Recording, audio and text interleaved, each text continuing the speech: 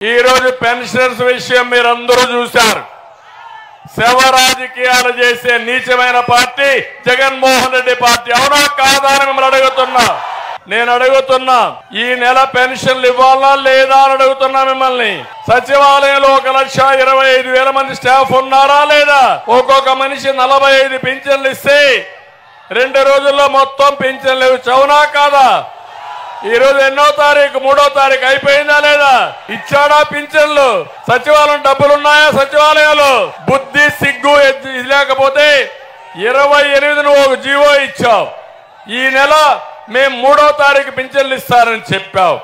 అంటే ముందుగా ప్రణాళిక తయారు చేసుకున్నావు.